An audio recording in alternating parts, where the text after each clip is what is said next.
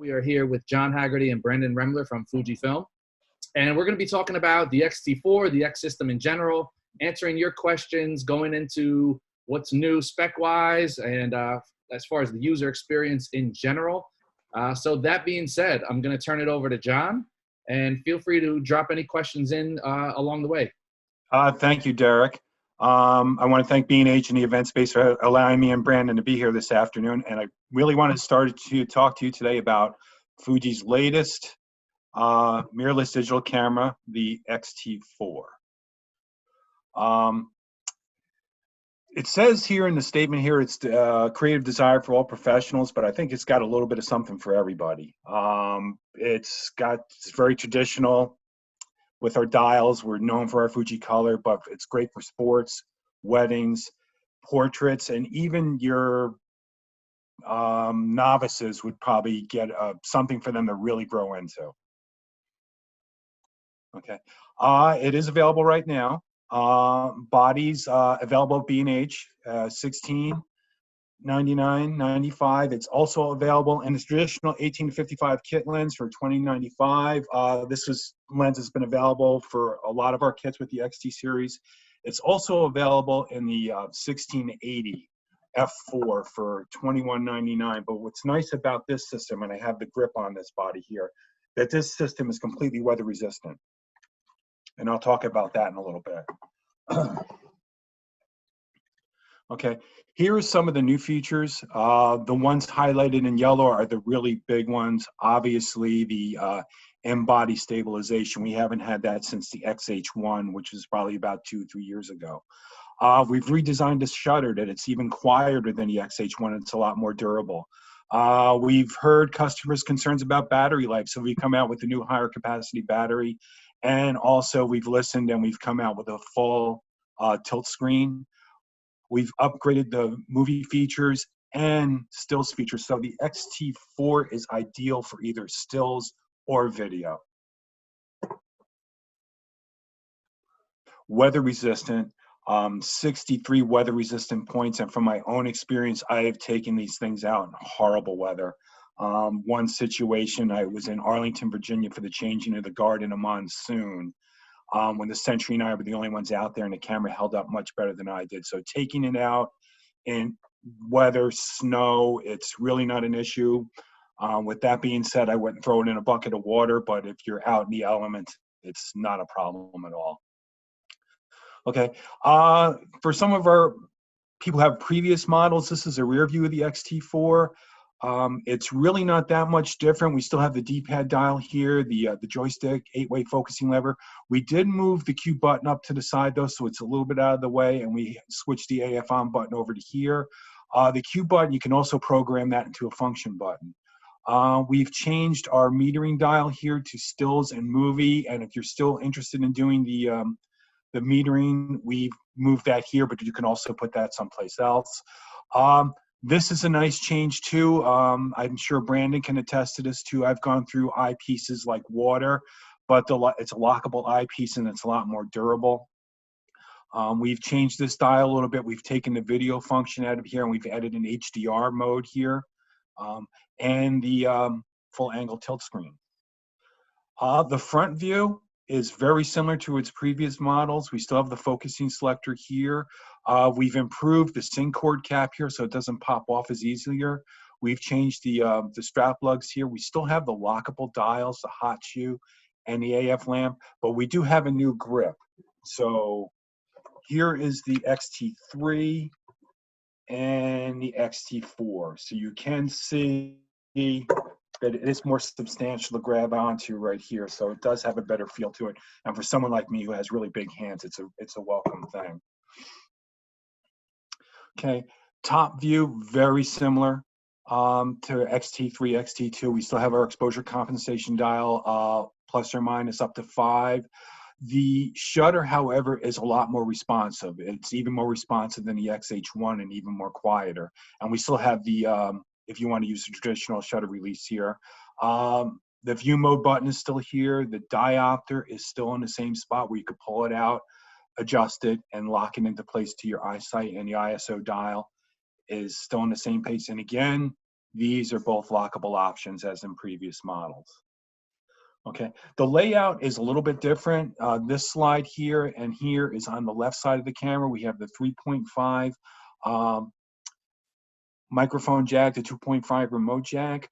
On this dial here, like I said earlier, we did take the video function out of here and we put it with an HDR plus RAW mode. It will take 3 shots, and then you can process it later on.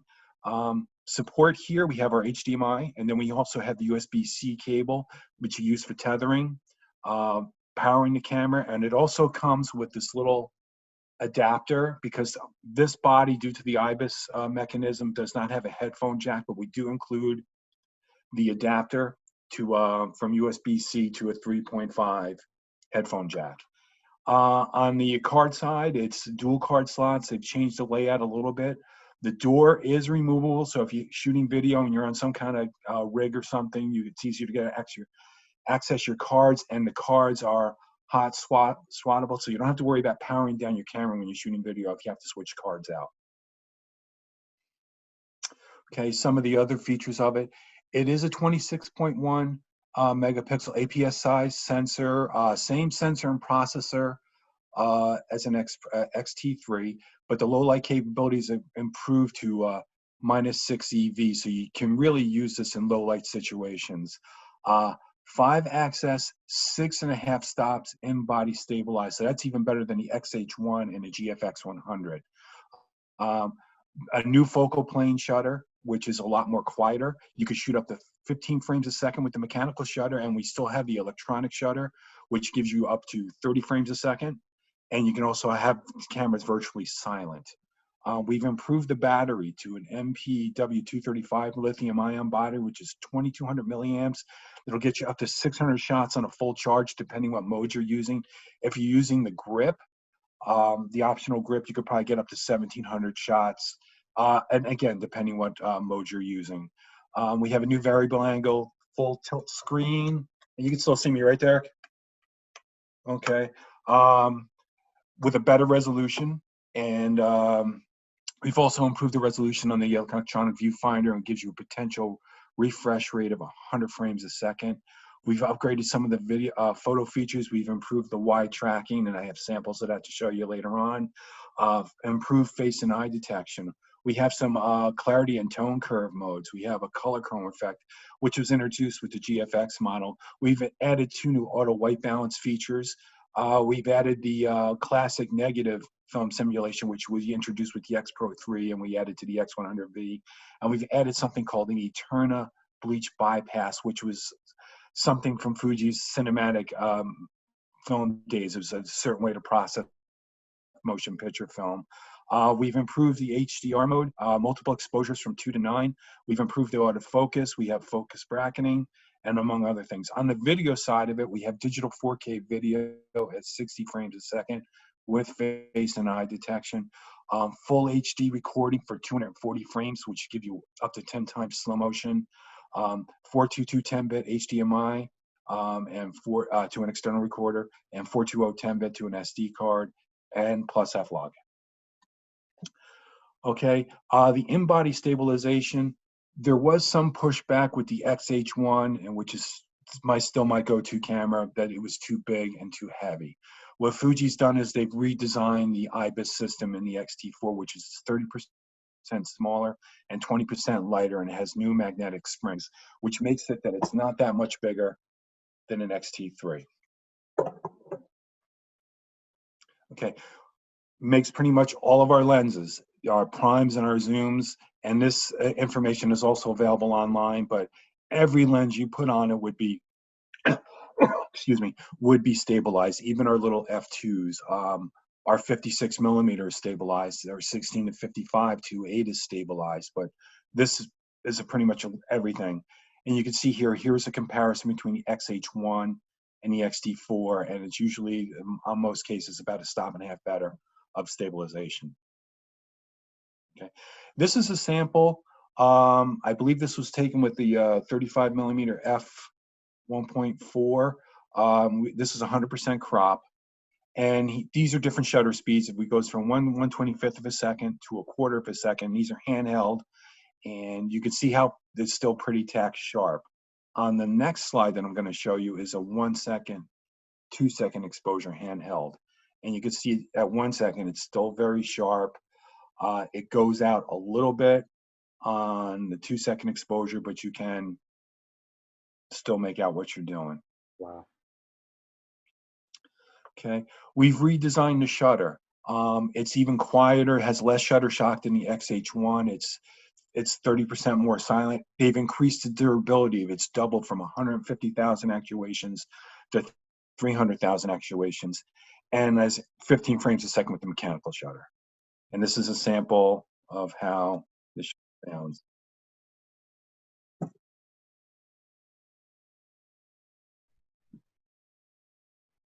And I'll even hold it up. This is mine here. And then on the XT3,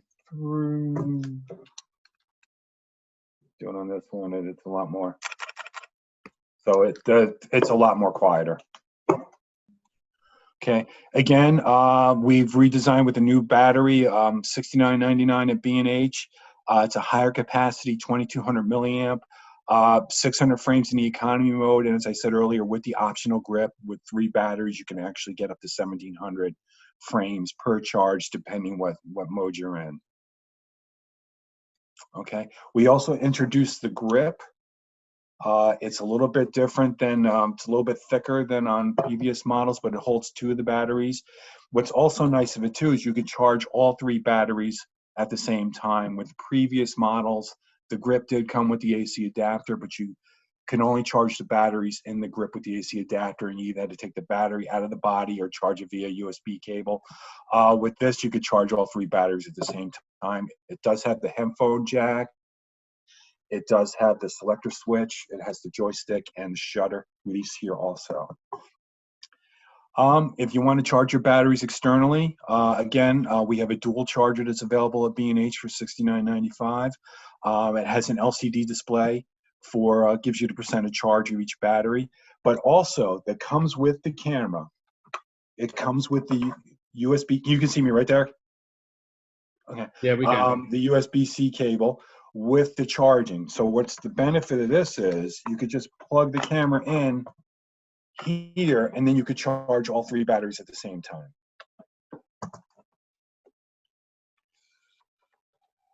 Okay, a new tilt screen, variable angle, is great for video, for selfies.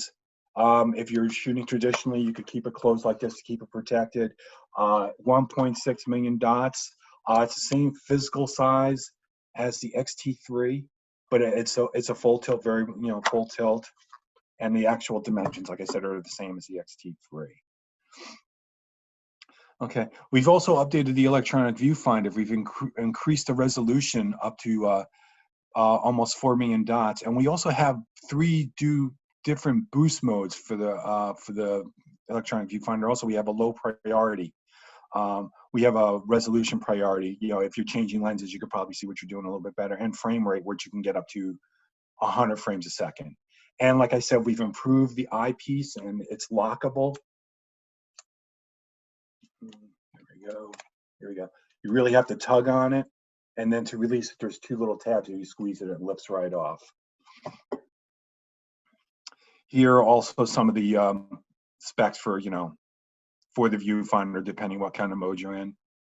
But what's really impressive is the battery life and the refresh rate in the viewfinder, potentially up to 100 frames a second. Okay, available in black and silver, which are available now at B&H. And as you can see here, the weight difference, due to the IBIS, it's not that much different.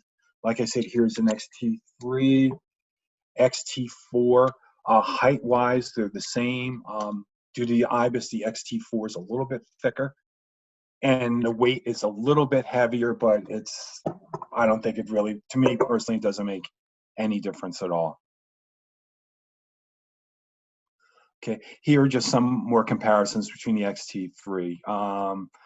The physical size of the LCD is the same, but the resolution is 1.62 compared to 1.04. The autofocus is a little faster. The low light is doubled, -6 compared to -3. The burst rate on the electromechanical shutter is 15 frames a second compared to 11. The burst rate in the viewfinder is improved. The actuations on the shutter are doubled.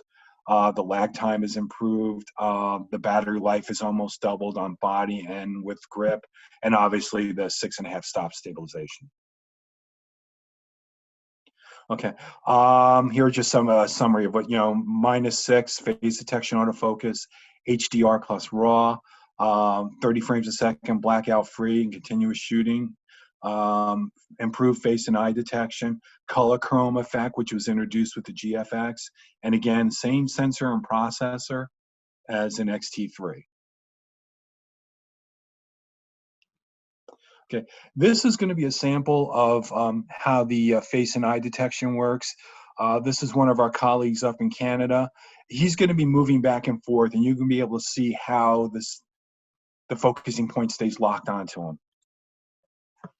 And it'll start backing away from the camera.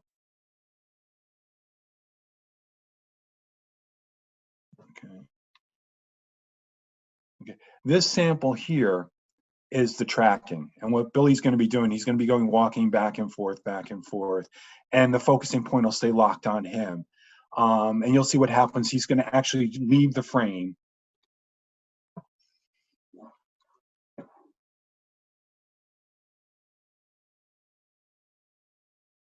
And it's going to pick him up right where he left off.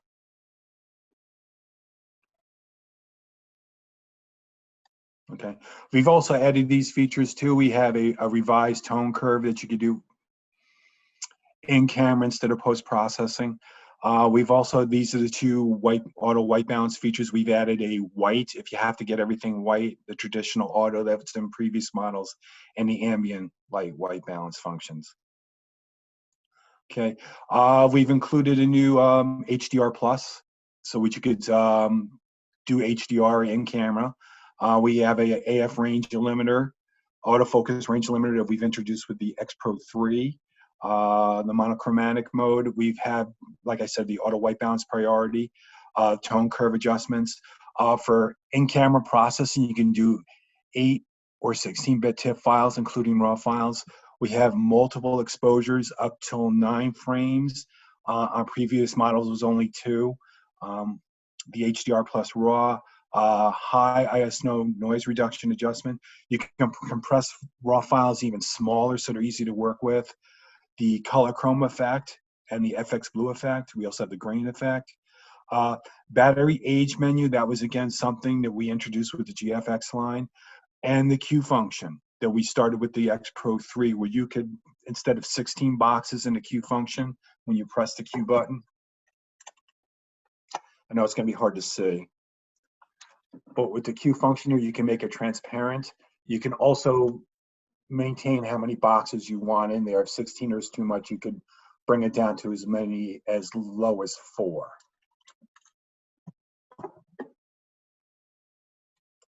Whoops, let me back up. This is something of the in-camera focus bracketing. It's ideal for macro work as well as landscapes. So let me go back.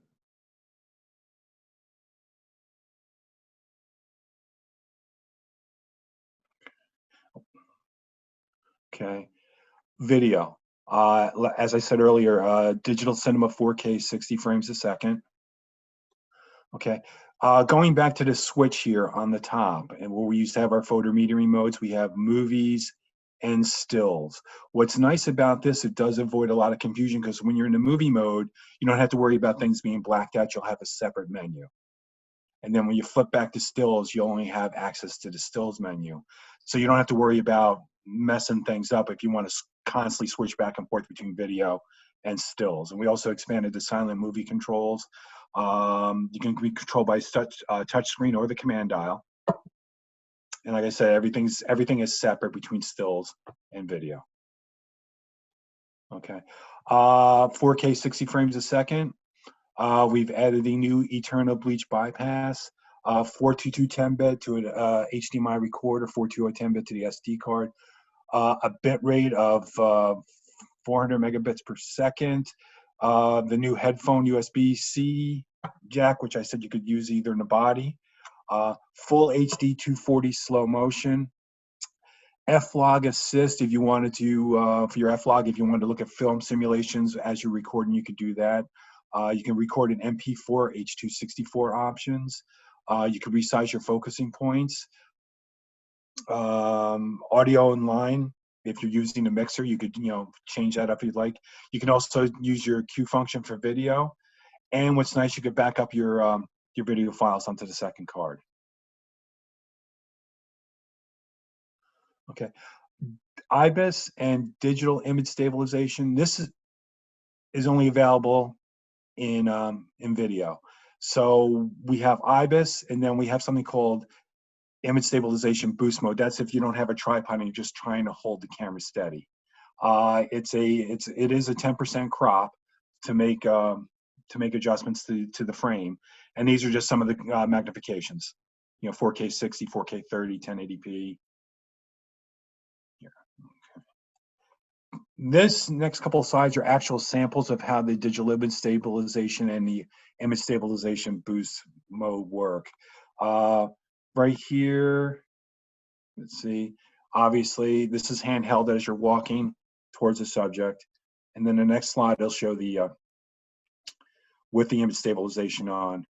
And as you can see, you'll probably see in the next image, you'll be side by side. You can actually see how steady it is.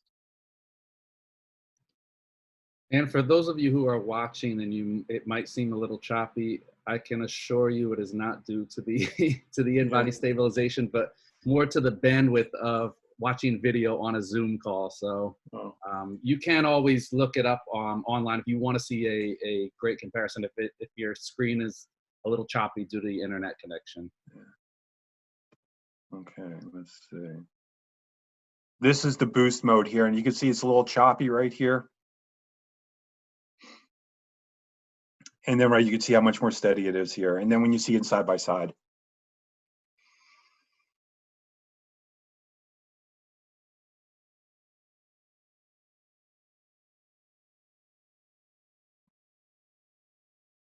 Okay, and then this is Eterna, as I said, was Fujifilm's cinematic motion picture film simulation. We introduced this with the XH1.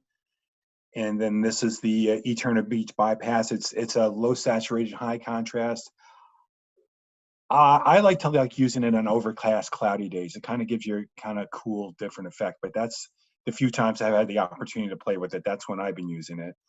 And then we have, if anybody is familiar with our Superior print film, this is the classic neg. It kind of simulates close to that.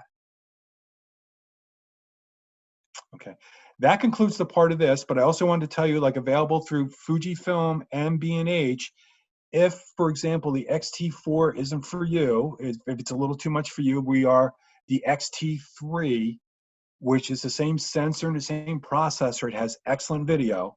It just doesn't have the IBIS, but as far as overall picture quality, you're not losing anything. It's pretty much identical. B&H is offering a $300 instant savings on bodies and kits, and you can still get it with the body only on the X-T3, the 18 to 55 or the 16 to 80. But right now, these are $300 rebates on the X-T3. We're also offering on different lenses, but these are the different kits here with the 16 to 80. We're also, if you're into street shooting, the X100F, and these all have the same sensor and processor. No, let me back up. The X100F is an older generation. Okay, some of our lenses, the 8 to 16, other great rebates. Our cinematic lenses and the GFX 50R. But what people really like about the overall Fuji experience is the color. As good as Sony is, Canon, Nikon, Olympus, because they're all good, nobody makes a bad camera. But in my own opinion, Fuji's edge is on color. If you shot our film before, that's what I like using the film simulations a lot. I usually shoot JPEG plus RAW, and I play with the film simulations, but I like seeing the film simulations right out of the camera. Also, what people like about our cameras is the dials. What's the benefit of it? As soon as you pick one up, most of the time you kind of know what your settings are. So that's weather resistant, great picture quality. Our sensor's a little bit different than everybody else's that gives you outstanding color. But that's pretty much all I have from me. I can vouch for it, John. As I'm a huge fan of the colors. It's funny. I don't remember the last time I processed a raw file where I'm so happy with the out of camera JPEGs that I'm getting that Hmm. it's so much easier. If it's less work I have to do, I'm all about it. Yeah. And also, if you're using Lightroom, Photoshop Capture One, and Photoshop and Lightroom, if you're shooting raw, straight raw, if you click on Adobe Color and hit Camera Browse and post processing, they all come down. Also, you could process, like I said earlier, you could process raw files in camera. If you wanted to process your raw files in camera, and if you wanted to send stuff to friends via the Fuji remote, those film simulations are there too. So it would save creates a JPEG, but it does save your raw file. So that's another way to take advantage of it as well. No, definitely. I you pointed out the classic neg. I think probably 90% of the photos I've taken, and anybody who follows my work will know this, that I am a huge fan of the classic negative. I was a big Superior fan in the film days, but it definitely is worth. It's worth from my perspective. It's worth investing in a camera that has the classic neg just to use the classic neg. I've showed people my images, and just it's such a beautiful look. And the great thing about the entire X series is that there really is something for everybody, as you said. For all the way from a beginner up to a working professional, people who are doing weddings, events, different kind of lifestyle photos. You have the video capabilities, you have the incredible image quality. For street photographers such as myself, the X Pro is a great camera. The X100V, which a lot of people who don't want to, they want all the benefits of these cameras and these great lenses that we have out, but they don't want to lug something around. The X100V is a perfect solution to that, where you have the fixed lens, 35 millimeter equivalent. It's fast, it's lightweight. I pretty much I have the X Pro 3 with the 23 F2 on there, which is similar. It's comparable size and weight to the X100V, and I carried it around for hours without feeling anything. So Now with the filter option, that camera's readily resistant. Like that photo walk we did in New York earlier this year. I remember you were touting the classic neg and the X100V. So and we had a great turnout that day when we did our photo walk in Manhattan. So, but yeah, they just have a little bit of something for everybody. We have our lower end cameras that are for someone who's just starting out, or we can go all the way up to the GFX line, our large format cameras too. So well, and that's the thing too with the GFX line. It's affordable medium format. It's medium format that people aren't putting down taking out another mortgage or taking out a loan to get into the medium format world. Yeah, yeah. It's this one here.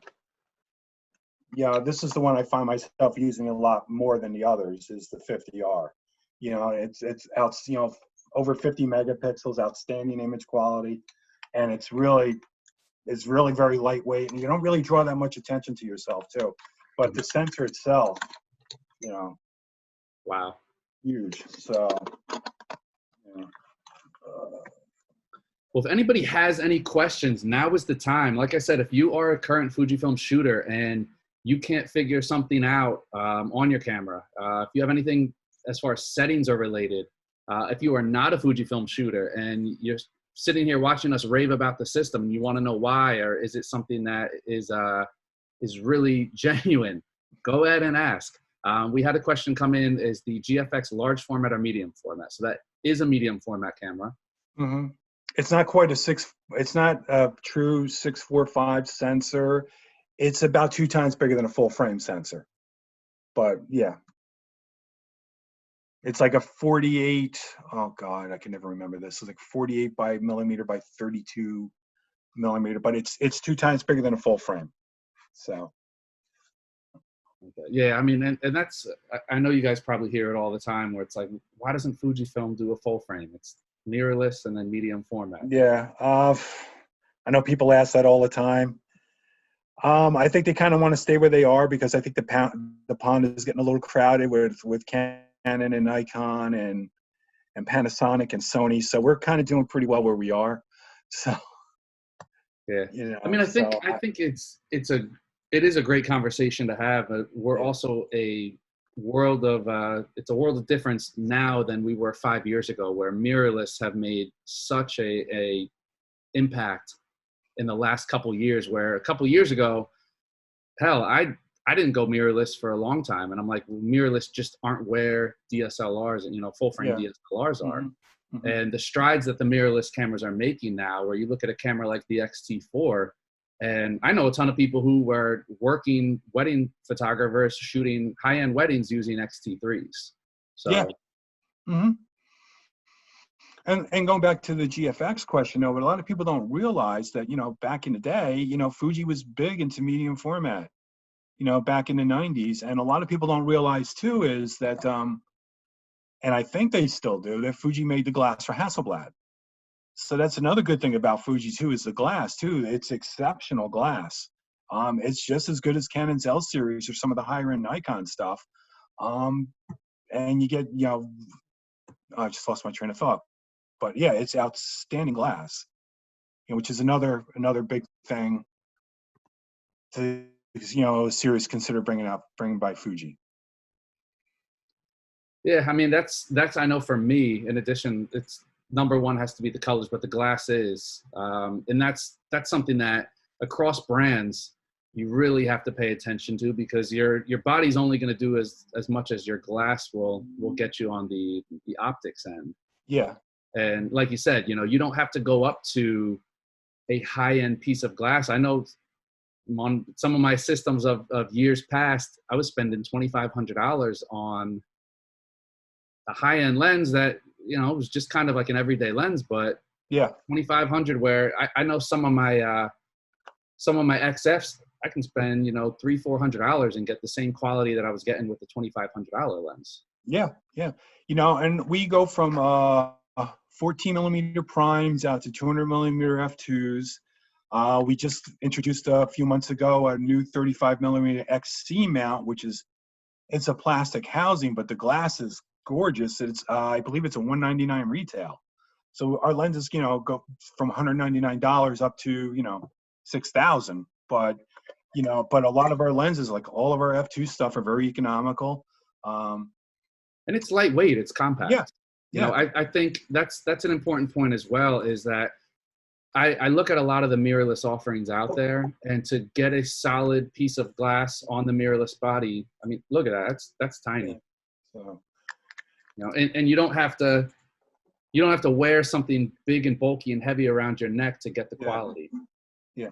And even the 16-80, which is one of the kit lenses available for the X-T4, I find myself using this lens more and more. It's not super fast. It's an f4 all the way through, but it's also image stabilized, and it's very, very, very, very sharp. It's like I find myself using this lens more and more, and it's very lightweight. And even when you put it on an X-T4, I know it's hard from here. That's why I can't wait to do a demo in the store so I could show everybody in person, but it's not big and it's definitely not heavy. So. And again, this system in this particular configuration is completely weather resistant. That is definitely a great point. And I had the opportunity to use one of those at Photo Plus, and it was, I mean, it's a tack sharp. And I think a great thing about the Fujifilm lenses is that even when tack sharp, it doesn't have such a clinical feel. Yeah. And for those of you who don't know what I'm talking, it's kind of like explaining the medium format look. It's just one of those things where there's a certain look to quality glass and a certain quality of the image where it can be sharp but not looking too technically sharp, I guess you could say. It's more of an artistic sharpness to it. I don't know if you can see that. Yeah. I took this with the X-T4 with the I believe it was with the 1680, and I used a variable neutral density. So, but just the color, and this was a straight JPEG too. I didn't really do anything to this. It's pretty much out of the camera, but it's just like the colors are amazing. Yeah. you know, what we're known for. You know, So and I never customized in-camera color controls. yeah, So no, I've been doing it recently, yeah, and it's just like I said, I haven't touched I actually didn't realize that I turned my raw recording off the other day, yeah, and I've been shooting just in JPEG, and I upload my photos. I'm like, where the hell are my raws? And they're not yeah, there, but the JPEG images are, yeah, you yeah, know, it's yeah. super solid. Yeah, because I'm a former Canon guy, and I still have a lot of my Canon stuff. But when I was shooting with Canon, I shot raw all the time. That's all I would ever do. And then when I first got, hooked up with the Fuji system, I was still shooting raw a little bit. But then I heard people like yourselves touting the JPEGs, and I'm by far not a professional, but I did some working where I got paid, and a lot of times I just used the JPEGs Yeah, because they were just, they didn't have to do that much to them, and like I did like a lot of portraits I've done with just JPEG files, and they were incredible. It's just another thing, the way our sensor works and how our files are, and the colors and the image qualities, pretty much second to none. yeah. Oh, trust me, I've gotten in I can't count how many arguments I've gotten in with film purists about how Yeah. I don't have the same desire to shoot film that I used to have, because there wasn't a camera system that I could shoot digitally that gave me the same aesthetic, the same feeling. Just the joy of shooting. I think and that's what it is. Is this the camera system is so simple. You talked about the dial system. It's like you're using any of the old cameras that the 35 millimeter SLRs that a lot of us grew up on, Yeah. or really learned on. Anybody who took a film photography class in the 70s or 80s or 90s used one of these cameras, and it has the same feeling of that, where you're not getting bogged down in menus. You're basically setting everything right there. I'm at the point now where I don't have to take my eye off the camera. I can Hmm. keep my eye in the viewfinder, and it's just a matter of switching dials Yeah. and using the function buttons. Yeah. And most of the buttons and dials are very customizable too, that you could really tweak the camera to make it, your own. That's one way of doing it. We have something called My Menu, where you can really specialize the camera to your particular taste. And whenever you press the menu button, it defaults to that. So they're very user friendly in that regard. That they're very customizable. They do have their share of menus, but what's nice about the Fuji system is, if you know the menu on one, they're pretty much the same on all of them. So the menu system to a Yeah, GFX 100 is very similar to an XT3. yeah, There's really not that much difference. So if somebody has like an XT2 and was going to jump to an XT4, the learning curve is probably nil. There probably isn't one. But then you get advantage of the better video, the faster focusing, and obviously the environment stabilization and the bigger battery life. So yeah. I mean, it has the specs to back up, and for the people that require more specs, it's like hmm I've been telling my mother for years. She fights getting an iPhone, and I said, you need to get an iPhone. It's powerful. It does everything you need to do, and it yeah, doesn't get you confused in bells and whistles. And what does she do? She's owned a Samsung for the last 10 years, and yeah, she has all the kinds of options that she doesn't even know what to do with. But for the people who do, you have a lot of people that are developers that they have that. So it's kind of the same thing with a camera system like this. And as the technology's increased, the technology isn't overwhelming to the point where if you don't know how to use it, it's not going to get in your way. But it's no, there if you are at the level where you can benefit from it. So yeah, for people who are beginners, it's super simple to learn. And for the people who are, more advanced in video, this is what a lot of the online people, they love the in-body stabilization. I know they've been clamoring for it for the last couple of years on a lot more cameras. yeah. And the other beauty about Fuji, not just Fuji, but all mirrorless too, is the live view. So, if people are just getting started out in photography, if it's overexposed or underexposed, you're going to know before you press the shutter. And then again, if you're into somebody who's in a studio situation and using studio strobes or LEDs or whatever, you can turn that feature off to help you with your metering. But, that's one of the beauties too, is the actual live view to see what's going on before you press the shutter. Definitely. you know. And then, So like I was talking before about the electronic shutter with the new mechanical shutter in this, but the electronic shutter is exceptional too, because being that you can shoot up to 1/32,000th of a second, so you could go to Jones Beach or Coney Island with a 56mm lens and shoot wide open all day. As quiet as the shutter is on the new X-T4, if you use the electronic shutter and you put the camera to silent mode, the camera doesn't make any noise. So if you're any kind of ceremony or function or whatever, you know, the camera does not make any noise. It's completely quiet, so you're not drawing any attention to yourself. That's just one of the many things that, you know, that the camera offers. The joystick, that you can move your focusing point around, that you don't have to like hold the shutter down and recompose. You could just use the joystick to just, I know it's kind of hard to see, but you can move the focusing point around, and depending what mode you're in, you can make it bigger or smaller. You can navigate between the 3 focusing modes, the single point, the zone, and the wide tracking, just through the joystick and the rear command dial. So you don't have to dive into the menu to actually do it. You could do it all externally, what Derek was saying. They're very, very user-friendly, and you really don't have to dive into a menu unless you really want to. yeah, I mean, everything's pretty much there on the surface, and I think that's what it's about, is the user experience. We're getting to the point where the differences between technological leaps that we're making is a lot smaller. We're not taking giant leaps and bounds like we were when we were first diving into the technology. And as that levels out, it starts to become more about the user experience and the camera that you don't mind picking up and bringing around everywhere because it's compact, or a camera that is fun to use, so you want to use it more. Another thing too is the touch screen. I can't use it because I'm left eye and my nose hits it, so I always have to turn it off. But, you know, you can move your focusing point. You could, you know, take your pictures, you know, via touch screen. For playback, it's, you know, scroll, pinch the zoom. It's almost as good as an iPhone. If it's pretty close, you know, as far as that stuff. The Wi-Fi and Bluetooth is pretty decent. If you use the Fuji Camera Remote app, you could upload your JPEG images right to your phone. If you want to text them to friends and family, you can also use your phone as a shutter release remote. If you're an Instax person, you could also use the Bluetooth Wi-Fi to take advantage of some of the Instax printers that Fuji offers, and also through B&H. So there's a lot of things you could do. Like you were talking about wedding photographers earlier.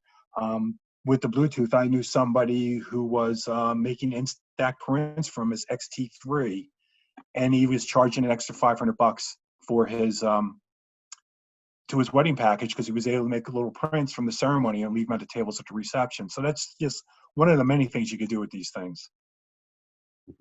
So we had a question come in on the, is the classic neg available on the XT200? No, I don't think so. I don't believe it is. No, I believe it's the X Pro 3, the X100, the X Pro 3, the X100V, and the XT4. Yeah, and who knows? And this leads to another topic we could talk about, is firmware updates. Fuji does incredible things with firmware updates, like going back to the X Pro 2.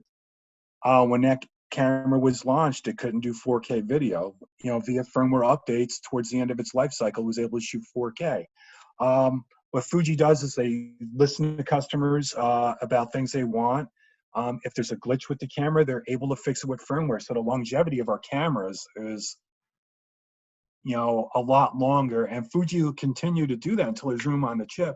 Now, to answer that question, is they may be able to do that in a firmware update later on down the road. You know, Definitely. Yeah. We had a question come in on Facebook on an X Pro 2. So going back to the X Pro 2, on a focusing, sometimes it doesn't focus where I tell it to, it goes somewhere else, and haven't been able to figure out why. Now, I will say this. Sometimes when you set up, you're not aware that you have custom functions set up, such as changing your focus. So to our viewer who submitted that question, I bumped into my camera and not realized I had a custom function set up, and it changed over my focus mode. So it's something where you're going to want to look into what focus mode you're in. Yeah.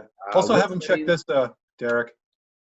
That's it. Yes. And if you look at the screen, I'll pull you up on there. Yeah. And that again, I can't tell you how many times I forgot I was in manual focus. or I was in manual focus and thought I wasn't. Yeah. Yeah, me too. Me too. Another thing too is on the with the joystick. So a lot of people, with my X Pro 3, the joystick, the locking mechanism on the joystick. So you can either change that in the menu, and hold down on the joystick, and it pulls up the joystick locking menu so that you can either lock it, push to unlock, or you have it on continuously where you don't have to push the joystick to unlock it. You can just toggle it from the screen. So there's a lot of customizable features, and a lot of that does relate to the autofocus system and the focus points. So that's definitely a great place to start when you're talking about any issues on the focusing system. 9 times out of 10, you're going to find that there was something that you set and you didn't realize you set it that way, or you have a custom function set on one of the buttons that you never even realized you had a custom function set on, and it relates to your focus. Yeah. And it's very easy to reset the camera too. So it's very to get it back to factory specs. But I would definitely check the mode selector dial in the front. Sometimes too, you might have in the autofocus manual focus mode selected all. So if you're playing with the joystick, the camera might be going from single point focus to zone or tracking. So that might be causing it to hunt as well. So there's maybe some of the things you could try. Definitely. We should do a menu class. There we go. Yeah. We got our work cut out for next time. We should do a menu class. Yep. Menus. Because like I said earlier, the menus on an X Pro 3 are not that much different from the XT4. This has a few other bells and whistles, but the idea is still pretty much the same. So if we did do a menu class, we might, it's pretty much from XT2 on. They changed the XT2 and the XT1. The menus are a little bit different but the XT2 probably till everything else since then is pretty much the same. Yeah. And once you have an initial setup, you set your camera up, you get the custom functions that you use more frequently.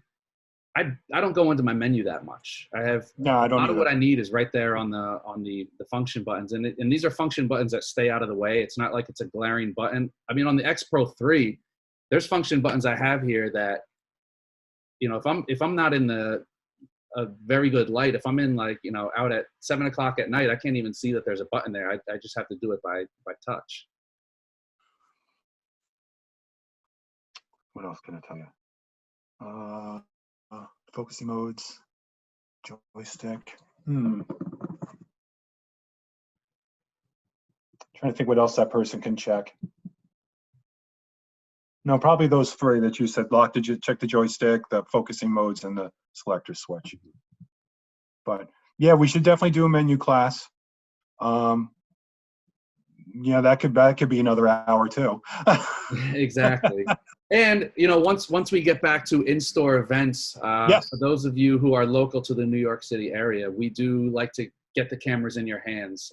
We had a very successful fun event that we did not too many months ago, or seems like not too many months ago. Man, it's probably about 6 months ago at this point, where we bring in some cameras, you get to use the cameras, everything from the X Series to the GFX Series. And that's really the best way to see if you like a camera. What's a camera that's great for me might not really be to your liking, or you might not like the model, but you like the series and you like the setup and the ecosystem of the camera system. So I know with Fujifilm in particular, we do events where we will reach out and we'll get a pulse on what people want to try out when they come in and use it, so that we can have those bodies and those lenses brought in, so that aren't just, we're not throwing something in your hands that you don't really have an interest in using, but something that, hey, I want to check this out. I want to maybe try shooting, a telephoto lens or a zoom lens or this body. So once we do get everything back up and running in person, definitely keep an eye out if you are in the tri-state area. Yes. And like I said, I was in the store once a month on the second floor of B&H with all the stuff for people to touch and feel and play. And we were doing some great outdoor events in the city until, everything kind of changed for a while. So hopefully when things get somewhat normal, we could pick up where we left off, because those were a lot of fun. Definitely. No, we'll definitely we'll work on a menu class for everyone, and Yeah. really maybe something where we dig into a lot of the features that people don't really use on an everyday basis. Because I know when I'm bored, I sit there and I go through my owner's manual and I look at all the stuff that I don't use and wonder, hey, is it something that I could use? Yeah. If I knew what the hell it did. Yeah. Yeah. Because there's a lot of that stuff I don't use either. I use the film simulations a lot. I back button focus a lot. I play with that.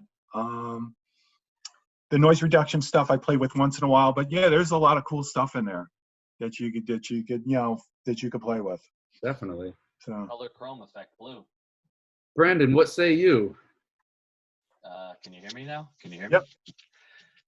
I like the color chrome effect blue. That's been one of my new little toys because I've just been caught too often without a polarizing filter, and I'm calling that sort of my electronic polarizer. It's not the exact same thing, but it does give you a little punch when sometimes you want a little more out of the blue sky and you don't want to deal with it in post.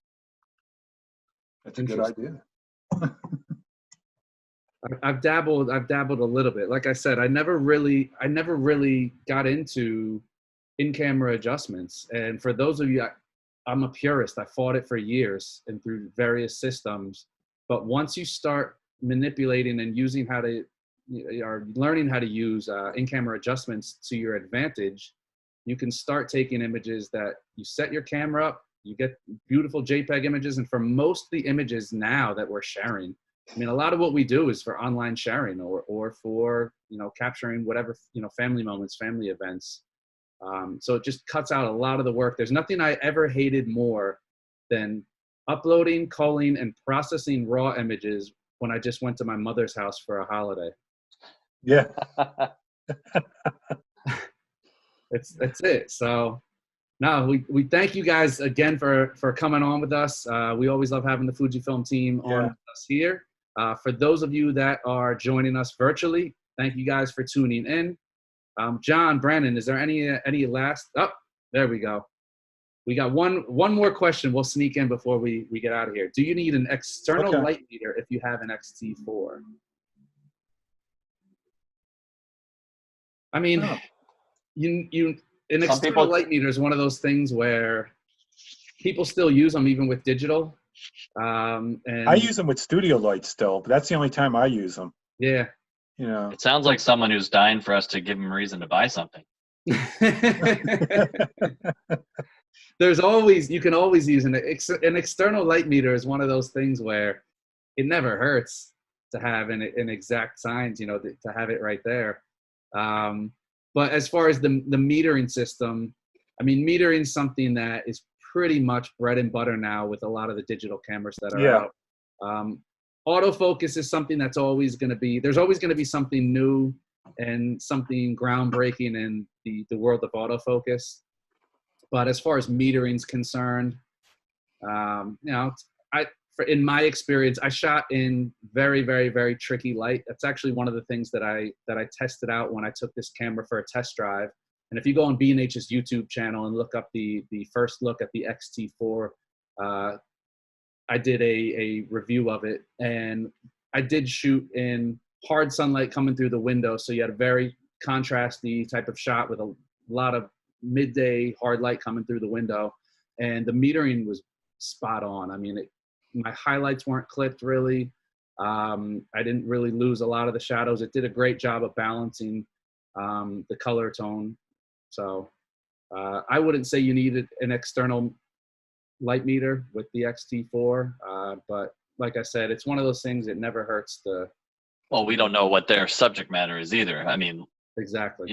Landscape, street, what you just joked about going over the family house, that's a lot different than serious studio stuff. But, I mean, I could see they're fun to play with, but I don't think you need it for general shooting. Yeah. No, I would agree with Brandon on that. Yeah. Like I said, I've only used it for studio lights. That's the only time I've ever used them. Definitely. Well, gentlemen, thank you guys again both for joining us. Thank you everybody for tuning in. Thanks for having us. Once we get back to in-store, like John said, you can find them once a month. blocking the ramp. You can't miss him. He puts his table. No, you can't miss me. Thank you guys all for tuning in on another rendition of the B&H Virtual Event Space. I am your host, Derek Fosmeter. On behalf of the guys from Fujifilm, we will see you guys next time.